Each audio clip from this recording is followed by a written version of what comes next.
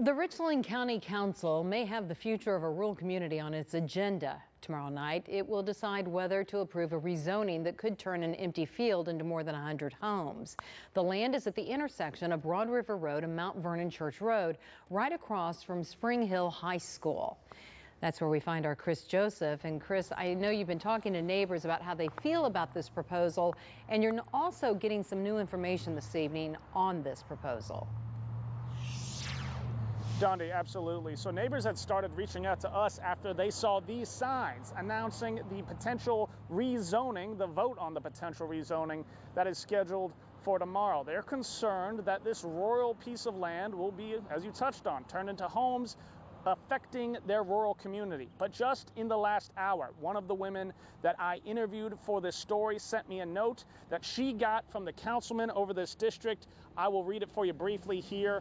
He, being the applicant, the person who wants to develop the land, asked that tomorrow's hearing and vote be deferred to September.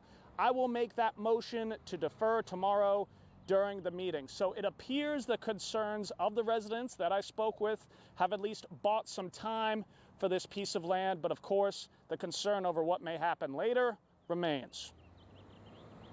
I love, looking at creatures, finding creatures, observing creatures. Terry Derrick Rowell is literally at home in the woods. Her property is off the busy Broad River Road, which has brought development, traffic, and noise. A way of life is being destroyed.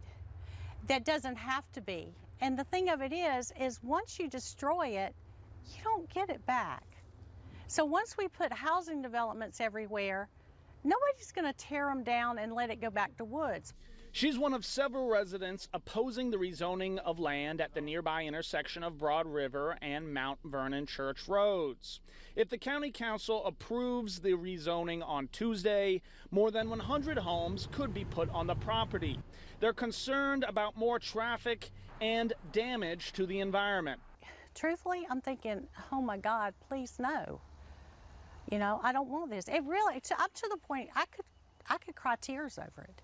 Think about what they're doing to a rural country town. I mean, not a town, but just family land. Everybody around here has family land. The proposal has had mixed success so far, with county staff approving the rezoning, but the Planning Commission sending no recommendation after a tie vote.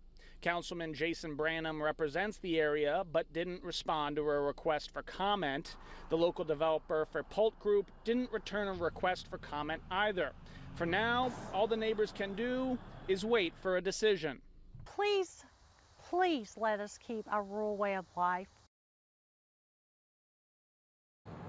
So again, it's important to stress here that we have not gotten any official word from Councilman Jason Branham. He, again, according to this note, is telling his residents that he will defer the vote, motion to defer the vote. Of course, that needs the additional vote of his fellow council members. We'll be following along tomorrow to see exactly how the situation plays out.